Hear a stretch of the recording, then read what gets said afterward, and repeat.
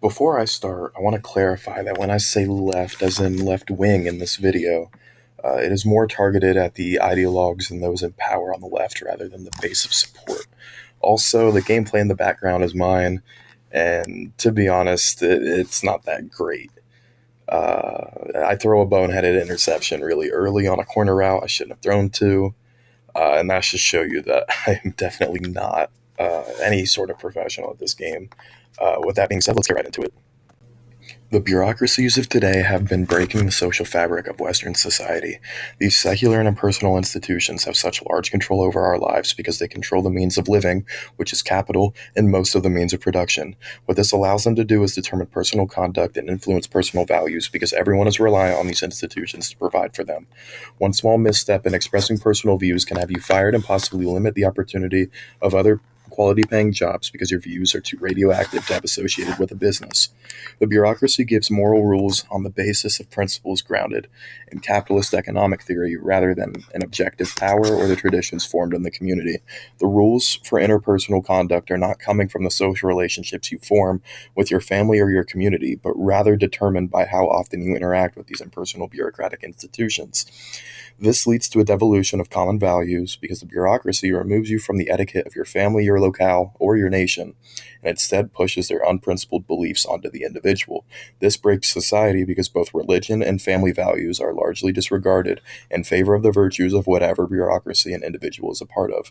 When family and religion break down, governments can't get anything done because no one can agree with each other, as they lack any sort of common ground. Having values rooted in a common tradition or religion allows for democracy to actually go into a direction and not face constant gridlock. When everyone's worldviews are different and range massively from abstract standards to standards based in reality, nothing is agreed on and ideological divides become deeper. Families are broken apart due to the way our current systems function, whether directly or indirectly.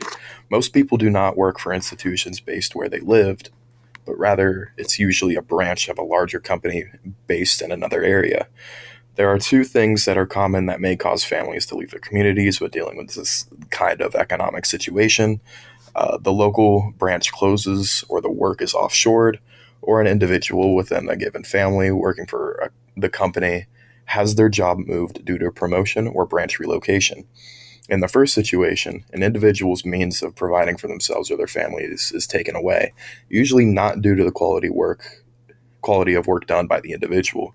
Because of their job now not being available, they have to change jobs.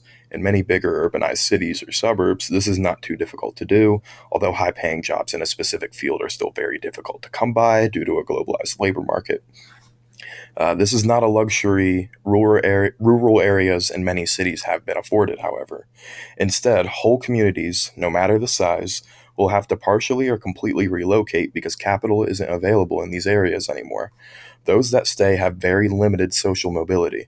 This is a very basic capitalist principle, and many would say it is a necessary and inherent evil for profit maximization, but I disagree. I've seen the downfall of the Rust Belt and the subsequent downfall of the communities my family has resided in. Much of my mom's side of the family has lived in northeastern Ohio, centered around communities like Youngstown and areas like East Liverpool, Warren, and Wellsville. These cities have been decimated by the offshoring of various manufacturing industries. Many families have lost their consistent source of income from many years ago and have been forced to decrease their standard of living over the last 20 years, either stagnate or they move away from these areas to find work. These communities were promised new quality economic opportunities when this whole process occurred, but instead the void has been inadequately filled by industries with already massively oversaturated labor pools. These being like food service or low-level government administration. The scope of this issue is not limited to the towns I had mentioned before, as Cleveland, Detroit, Buffalo, Pittsburgh, Chicago, St. Louis, and Milwaukee have all seen the exact same problem occur. Because labor is so expensive in the US, and especially in urbanized areas, these cities have had entire industries leave as they were either not profitable when considering the labor costs or not profitable enough compared to their competition. The government allowing the mass exodus of the means of production has been a key strategic failure by the United States. But even more importantly, as hurts so many domestic economies, the populations of many counties within the Rust Belt region have declined dramatically, with material conditions only worsening for the places that they left as a result. And this was not necessary at the time, given that most of these businesses were still profitable during the time of the industries being offshored from the Rust Belt. A second common occurrence is having to move long distances for work. Again, this follows basic capitalist principles and can't be justified, but it is a pitfall of our current system. Work used to be localized and focused on your own individual community. Now that this is no longer the case, many jobs require constant mobility and consistent relocation. This can be beneficial for many individuals as they may seek to travel and they get paid for it. But remember, this is more of a focus on medium income earners and families. Many families have been uprooted due to economic demands. People don't want their standard of living to decline either, leading to the willingness to leave where they've already established their families in order to find work that can finance their lifestyles. This isn't beneficial for families who want consistency for both themselves and for their children. And we began to see how fragile the absolute nuclear family actually is as a result of the decoupling of workers from their communities. Small family units are forced to remove themselves from their communities for work. Children move away from their families with how prevalent applying for college is, especially right after high school, and how many jobs require it. A lot of people aren't ready for such a big change or to live on their own disconnected from their community and family, oftentimes not fully realizing it in the moment. Urban areas are a mix of various worldviews and ideas, which is great for intellectual discourse and learning, but doesn't work well in practice with majoritarian electoral systems. Social views and public cultural practices are constantly contested.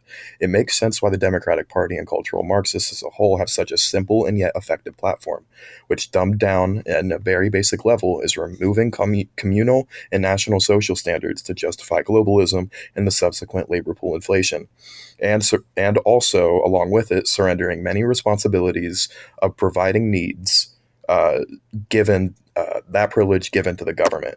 While many who believe in these ideas are well intended, there's a reason the Democratic Party has significantly more financial backing than the Republican Party.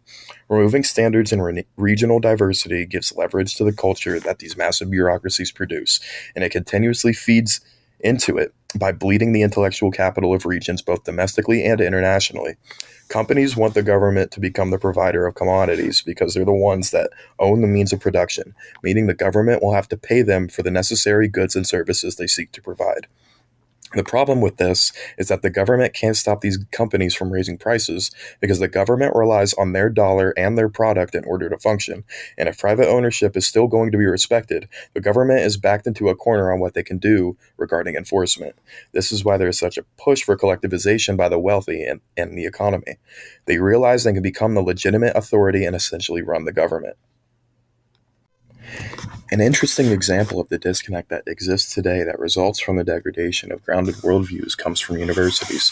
Dr. Gad Saad explains in an interview posted to PragerU that most postmodern perspectives come from academics and more theoretical fields like humanities and social sciences, as opposed to those whose knowledge comes from more rigid and tangible laws like business or engineering schools.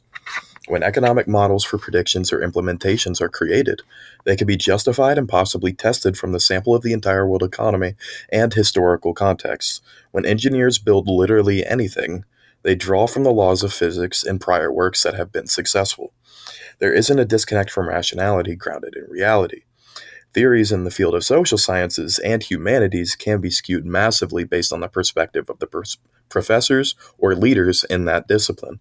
Oftentimes, the perspectives are decoupled from reality. And what he means by this is that the perspectives on human organization and morality that come from the academics in these fields can be based on arbitrary standards set on subjective grounds, usually skewed towards the virtues of the bureaucracy they are a part of. Professors are often over-socialized by other professors and the students they teach. Constant exposure to the devolution of standards has led to the postmodern philosophy that rules and standards before present day don't apply anymore because we've reached a point where we lack short-term material and life consequences. We know this can't be the case because every great civilization before us has come to a similar conclusion and that they are the exception to history. right before they collapsed. And we also have data, history, and historic traditions that have consistently contradicted postmodernism. These perspectives can't be tested because the application of these disciplines takes decades to show results on a societal level, and short term impacts of cultural Marxism aren't severe enough to collapse society immediately because the cultural changes haven't gone on long enough. The cracks are now certainly starting to show. I say all of this being a college student, and to be honest, I haven't actually had a bad experience whatsoever relating to this topic. All of my professors have been very open and to discussion and have been really helpful. Please bear in mind that these are, generalizations that I'm making, and a composition of many different stories and considered perspectives. It's prevalent among, various universities and large institutions. But remember, it's not every left leaning person or every left leaning institution in their totality. The hypocrisy of the left is evident in maintaining these structures for profit. The elite of the country are cultural Marxists, and you would think that would imply that they're socialists or communists, but they are very hyper capitalistic. You see socialism touted by left wing politicians in various institutions, but the socialism they preach is not what their more left wing constituents want. The largest bureaucracies control the majority of the means of production, which are usually headed by left leaning individuals, which in turn makes these institutions promote leftist social views. The problem is that while many modern socialists and communists agree with the direction of cultural Marxism, they would not agree with our current political and economic elite controlling the country for their profit. The corporations within the biggest industries in the United States donate overwhelmingly for Democratic candidates, the party that has tried to make socialism palatable. What this should demonstrate to most people is that the socialism trying to be achieved is actually late stage capitalism renamed. RFK put this into a very simple phrase: socialism for the rich. When late stage capitalism is completely achieved, on a surface level, it could look like socialism, as all necessities are provided to you on a standard considered by the collective, based on the principle of perceived self interest of the collective. When you look deeper, however, you will find it is actually the private industries that have taken over as a legitimate authority, as they control the capital and the means of production and its totality in this scenario. This allows the private sector to overtake and become the government, because if capitalism in its current state is left unchecked, money becomes the source of power regardless of law, mainly because these corporations would control the politicians or are the politicians that manipulate or change the law. Because of this, the proletariat would not be working toward actually helping the collective and reaping the fruits of their labor. Instead, the laborer is given resources based on the arbitrary standards of those who own the means of production, much like what socialists claim capitalism currently is, while the fruit of the workers' labor is diminished through the bourgeoisie deciding what is adequate redistribution. Another issue is that the state would still be participating in the international free market. Instead of consistent redistribution, the state controlled by corporations would most likely seek to expand their international capitalist market. If the state decides to expand economically, that would strain the supply given to the proletariat that is currently providing and producing what they need, theoretically immediately reducing quality of life. I believe this is what socialism with American characteristics would look like. Bear in mind, I am no socialist despite the rhetoric I've used. I'm in favor of liberalized corporatism, which derives its definition from the Latin word corpus and is not at all synonymous with the modern connotations of liberal or corporate. I won't explain what corporatism is too much here, but the reason I mention this is that it tends to be naturally very capitalistic for majority of a state's existence. I want to reiterate that I don't hate capitalism. I hate capitalism in its current state, how it's being currently abused. You are already seeing this come to fruition in today's society. The middle class is consistently losing wealth and aggregate capital, making the work most people do feel incredibly impersonal and not feel like it is contributing to the betterment of their lives. This is a generalization, as many people obviously work in the fields they're passionate about, but the opportunities for such a job with decent pay are deteriorating. Globalized bureaucracy has made labor cheap, incredibly cheap over by overinflating the labor pool, which is why aggregate wages have been decreasing steadily for the middle class since 1970. This benefits the bureaucracy because now they can focus more of their capital in self serving investments. Legitimate wealth has become stratified by the stock exchange and low supply of available and affordable land. Because land ownership for the middle class has decreased, small businesses have had less of an opportunity to be created due to increasing costs and also have not been able to expand due to increasing costs, which has decreased competition for the largest companies. The stock market allows all to invest, which is a good thing. But the bad side of that exists, especially today, is the common person is investing their money into companies that already have massive amounts of capital. And it makes it difficult for small scale investors to buy in because stock prices on reliable companies surge, making the attainment of a comfortable wealth increasingly difficult. A lot of this has happened during the COVID lockdowns, and I couldn't and still can't understand how more people don't see it. The leaders of the COVID lockdown were massively funded under the table by private interest groups, and the party that is largely funded by our biggest corporations was the party pushing for such a strict and dramatic economic shutdown. These individuals were also able to deem businesses essential and non essential, decisions that crushed so many small businesses. The companies that remained open were the largest in the country and received the most investment during this time period because others couldn't eat their losses like those with capital could. The lab that created COVID 19 may or may not have had private interest groups involved, but the response from the left certainly was by the elite for the elite. Okay, so the video definitely went shorter than I expected. The gameplay goes on for another 18 minutes, just about. So I actually forget what happens in this gameplay, although I played it just a couple days ago. I do know I win, but just a lot of big plays, a lot of crazy plays. I guess I hope the beginning of this video kind of gives an idea of just what the channel is going to be about, what it's going to be focused on.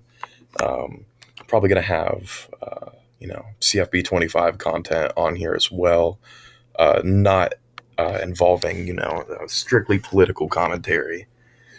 But also, maybe some dynasty gameplay going forward. We have a couple online dynasties with my friend group, so that could possibly work. As you guys could probably see in this video, I'm obviously not any sort of pro at this game. I'm definitely not. I'll give myself that I'm not bad, but I'm definitely, and I might be a bit above average, but I think that's probably it. And this gameplay does not show above average. This shows painfully average to worse. Especially, I know I didn't get beat deep on that particular streak route he just threw there, but it happens a lot in this gameplay. And I'm sure you guys saw earlier the big plays that I had gotten and that he had given up. This whole game is essentially just big plays left and right. I don't think he converts on this fourth down, and it sets me up easy, but I actually get the rationale on going for it on every single down now, especially trying to go for a big play. It's possible. I mean, you could score on every play on any type of route. It's inconsistent, and I do get that. That is college football, but if trying to make a video game, you got to at least have some sort of something that isn't based on RNG. But it is still super fun, and there is still a skill gap regardless. So. It still is. It still is a really good game, and it's the only one I've played since it's come out. We're here in the red zone. Call an RPO here. Not exactly sure what happens. Might be a touchdown to Carnell Tate, actually. Now that I think about it, almost. Well, he gets stuck on the one, but this game, I'd have to say Ohio State's probably the most fun team to use because of Kinshawn, even with the patch being in for the spin move. It's still really good, and he's still ridiculously fast. So, yeah, definitely a fun team to use, and obviously my favorite team. Oh man, so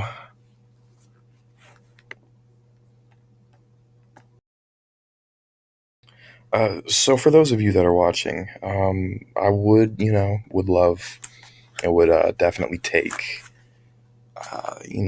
ideas in the comment section. Just let me know what kind of content you guys want. Obviously, the focus is on politics, but topic ideas. What to go in depth with, or other things. Maybe CFB related or other games. This isn't the only one I play all the time, so I just got burnt on that deep route there. Like I had mentioned before, that's basically every play in this game. But it's just unfortunate how it goes sometimes. But you just got to live with it because you pretty much know that if it's not on the next drive, it's going to be on the one after that you're probably going to get a big play. Especially once you know what looks to look for and what routes work in certain against certain coverages. It opens the game up quite a bit. So we get the ball back here. Not like I had mentioned. This isn't completely fresh in my mind. So I'm not exactly sure what comes up here, but uh, I've had a lot of fun on this game. Uh, I had mentioned that me and my friends, we have an online dynasty going right now. We're actually, and one of them we're 5 seasons in. We had just started another one with low tier Power Five schools. The other one was with 2-star or less and no Power Five. Although one player in our league did choose Power Five, but it was Duke, so it's not the worst choice. And they were 2-star, 2.5. So I guess it really doesn't make too big of a difference. I picked UMass, made UMass good. It's kind of odd to see, but it's funny. Um, we have, I know we plan on doing our playoff in the league with the smaller teams, the worst teams. So that could definitely be a possibility as to what could be on the gameplay or just what could be, just the next video, perhaps. Um, but Jack Keenum with the catch there. Shout out Jack Keenum. Shout out G. Scott too. He's the starting tight end.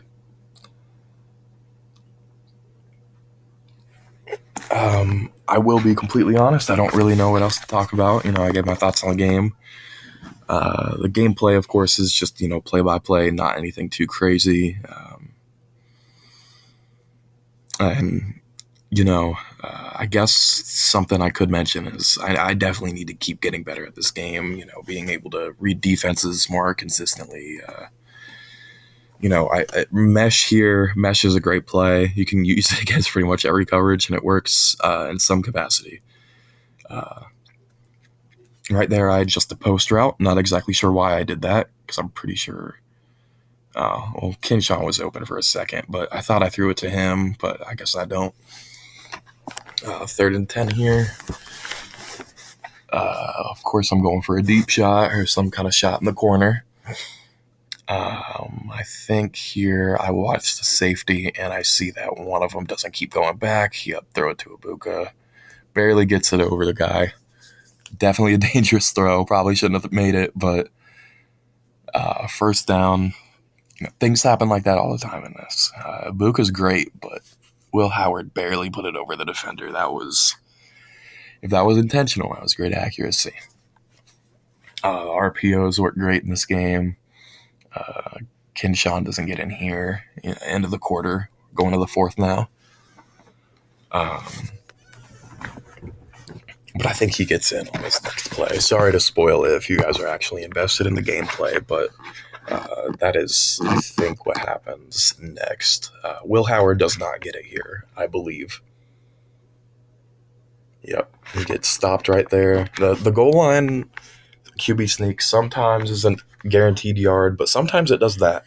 You never really know. It's a guaranteed half yard each time, but a whole yard, it's not as common. Will Howard's actually starting for Ohio State in real life. That's going to be really interesting. I hope he brings some of the grit that he had at Kansas State over to Ohio State. Sorry about that. The gameplay recording had turned off, or the voice recording had turned off mid recording, but that's okay. We're back now. So, talking about Will Howard, going back, just I think that if he has any of the grit that I was mentioning about him having a Kansas State, just being a gamer, I feel like his play style, he isn't the same player as Stetson Bennett, okay? But think about the play style. Other than the bruising running ability, Stetson Bennett was, he made the right plays at the right time. A smart, experienced quarterback, could make all the throws, although, I mean, obviously not like the greatest quarterback prospect, but, could make all the throws, smart quarterback, your normal senior, and would run when need be, he made the plays that were just necessary at the time. And I hope that if, Will Howard could bring like 80% of the magic that he brought at times at Kansas State, we have real potential here at OSU for a natty. Now, there is a team on the schedule that I'm really worried about, and that's Oregon. We play at Oregon. Eugene gets really loud. Um, Now, we do pretty decent away from home. It's we kind of just play how we would at home as we do away at times. We used to struggle away at places like Wisconsin a lot. And in the olden days, the OSU, the team up north rivalry, hasn't exactly been, the easiest place to play historically. But recently, when we lose, it's either we lose. It doesn't really matter if it's home or away. For instance, like we played at Purdue and we lost, and we played at Iowa and we lost. That happens. But we've also lost at home to Purdue, being upset. We lost to Oklahoma at home. We lost to Oregon at home. So I feel like Ohio State away is pretty much just as good as they play at home. If just based on my experience. Um, but I think going forward, I think 11-1 in the regular season is fine. I think anything worse than that, and Ryan Day's job is going to be definitely in question. Not that I would necessarily say I completely agree with that, but that's just going to be the fact of the matter. There isn't really anything we're going to be able to control about that. And the expectation here is to win every game, and if you lose one, you better make the playoff. That's the expectation by the fans every year, and it seems to be the expectation of the program and the university as well, which is, I mean, I sympathize for sure. We should be, we pull recruits from everywhere. We have a top 5 recruiting class every year. Like, we should definitely be in the tier of like perennial elite powerhouse schools. And I know that we are, but we don't have the championships recently to show that.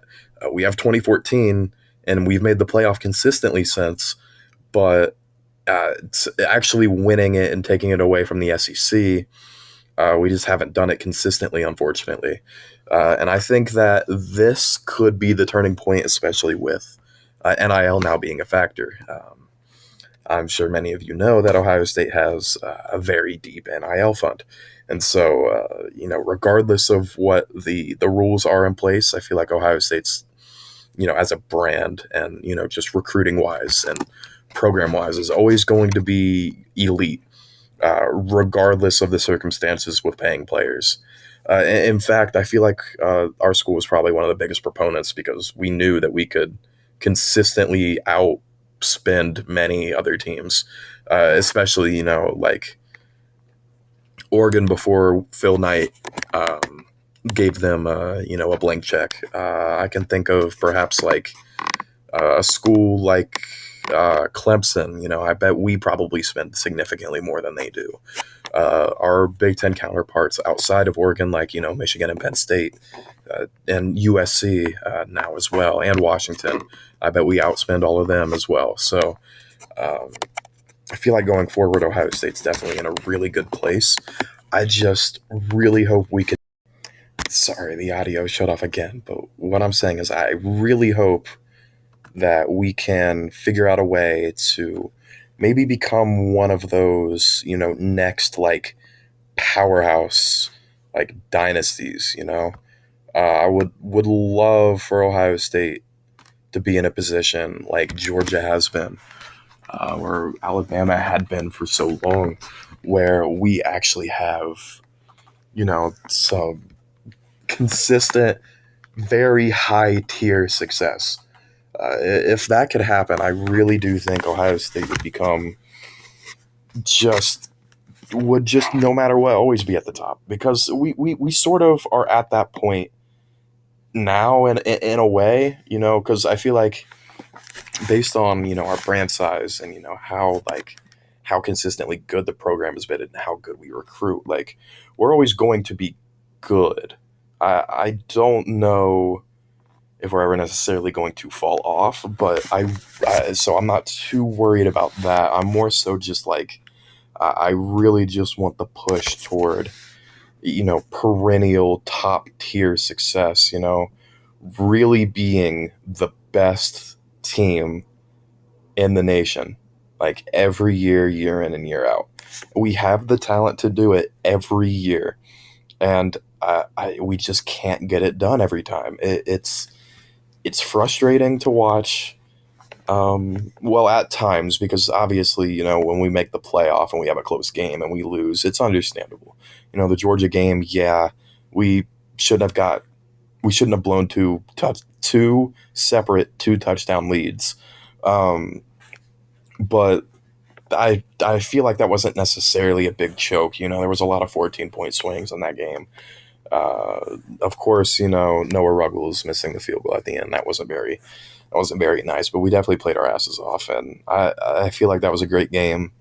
But other times, I mean, we've all seen Ohio State choke. Unfortunately, we need that final. It's one more step, and we say it like we got to focus on beating Michigan and then winning the title. But if we beat Michigan, then that should probably tell us that we're in title talks at the very least. That's been our barrier the last 3 seasons. If we just get over that hump, I mean, even if we lose to Oregon, I feel like this year at Oregon, and let's say it's a close game, like I feel like we still can be title favorites. I hope we don't lose hope. I hope we just keep going, because we definitely could win it even with a loss.